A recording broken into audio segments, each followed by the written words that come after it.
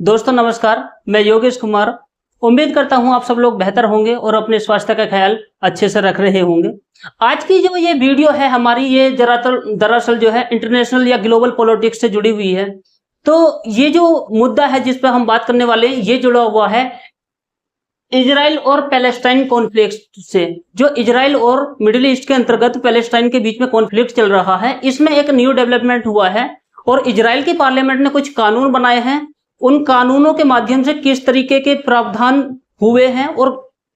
Middle east की राजनीति में वो कैसे प्रभाव छोड़ेंगे और ग्लोबल पॉलिटिक्स में के अंतर्गत वो किस तरह के प्रभाव छोड़ेंगे, भारत की जो डिप्लोमेसी है वो किस तरीके से प्रभावित होगी और किस तरीके से जो पैलेस्टीन के लोग हैं उनके ऊपर इन कानूनों के प्रभाव पड़ेंगे, हम इसकी बात करते हैं। तो हाल ही में होता क्या है, इजराइल की पार्लियामेंट के द्वारा, यदि हम इजराइल की बात करें मैप के हिसाब से, तो हम देख सकते हैं ये हमारा एटलस है। ये जो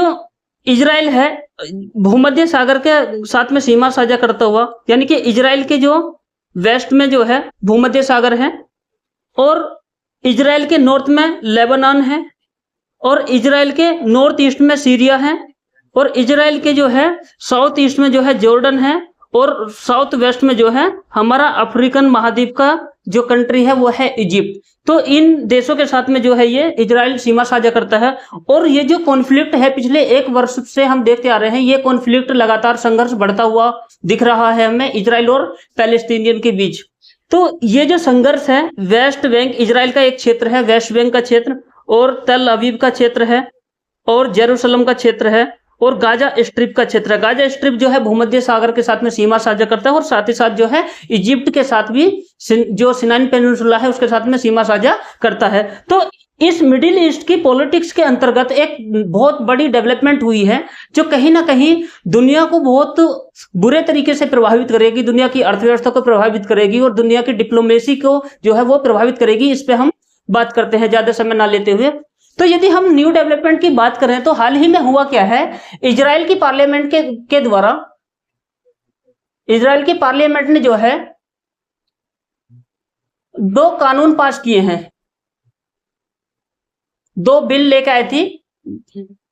इजराइल की गवर्नमेंट और वहां की पार्लियामेंट ने जो है ये कानून पास किए हैं। इन कानूनों के माध्यम से जो है उन्होंने क्या किया है, यूनाइटेड नेशन की एक जो है एजेंसी थी जो यूनाइटेड नेशन के द्वारा गठित की गई थी, पैलेस्टीनियन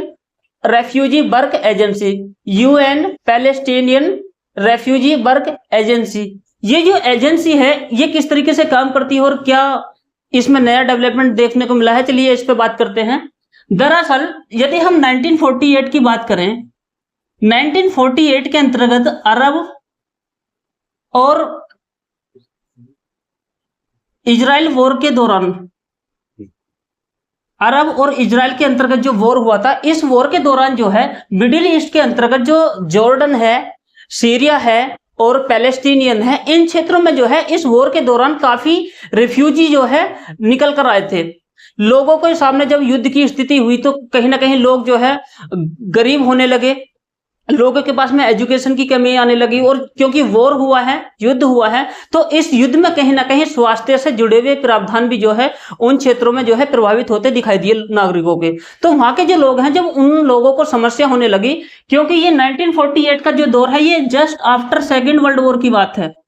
और सेकेंड वर्ल्ड वॉर के बाद में जो है दुनिया के अंतर्गत एक बात बहुत जोरों से चल रही थी कि दुनिया को हम एक मंच पे कैसे ला सकते हैं, यानी कि दुनिया में जो है लिबरलिज्म का बोलबाला हो रहा था और दुनिया में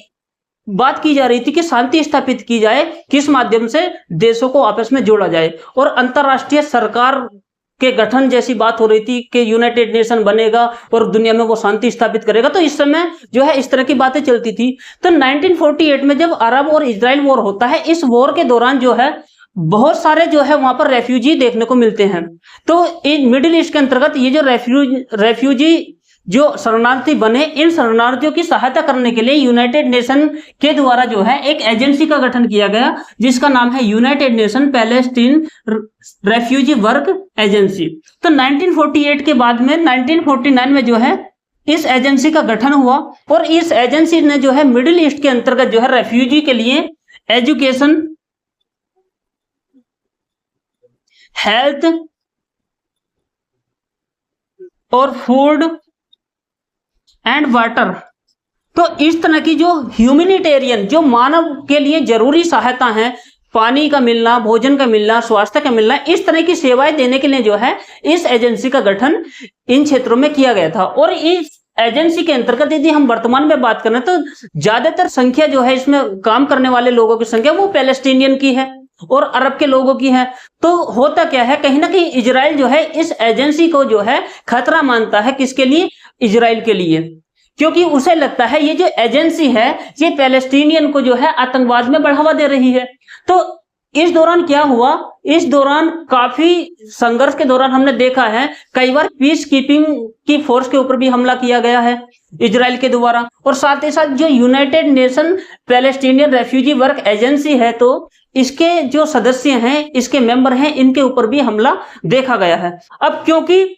इजराइल एक ऐसा देश है, एक ऐसा राष्ट्र है जो वेस्ट के द्वारा बनाया गया है, वेस्ट इन द सेंस के यूएस यूके के द्वारा बनाया गया है। और जो है ये जो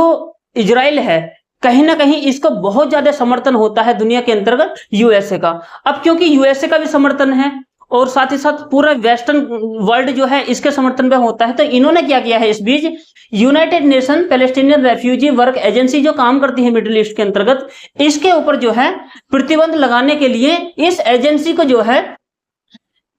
विरोध करते हुए यहां पर 2 कानून पास किए हैं। और इन कानून के अंतर्गत जो सबसे महत्वपूर्ण प्रावधान ये है, ये कानून ऐसे हैं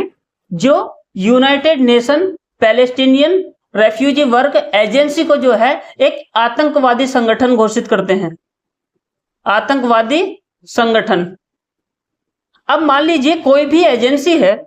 अगर आप उस एजेंसी को दुनिया के अंतर्गत जो है कानून बनाकर क्या करोगे, आतंकवादी घोषित करोगे, और वो संगठन आतंकवादी घोषित यदि हो जाता है तो इसका मतलब ये हुआ वो संगठन जो कार्य उस क्षेत्र में कर रहा था उन कार्यों को वो ठीक से नहीं कर पाएगा। और जब कार्यों को वो ठीक से नहीं कर पाएगा तो कहीं ना कहीं जो मिडिल ईस्ट के अंतर्गत लोगों को मिलने वाली मानवीय सहायता है वो उस सहायता में कहीं ना कहीं कमी आएगी। तो इजराइल ने क्या किया, इस एजेंसी को आतंकवादी संगठन घोषित कर दिया। अब ये जो है किस तरीके से जो है पैलेस्तीन के लोगों को प्रभावित करेगी और किस तरीके से भारत के संबंध भी उससे प्रभावित हो सकते हैं, इस वीडियो में हम आगे और देखते हैं। तो ये जो एजेंसी बनाई गई थी 1948 में ह्यूमैनिटेरियन एड के लिए, मानव अधिकारों की सुरक्षा जैसे कार्यों के लिए और मानव अधिकारों की सुरक्षा के लिए, मानव को जो है सहायता देने के लिए, किस प्रकार की सहायता, मानवीय सहायता, एजुकेशन की, हेल्थ की। तो इस एजेंसी ने जो है सीरिया के लोगों के लिए और जी पैलेस्टीन के लोगों के लिए, जॉर्डन के लोगों के लिए,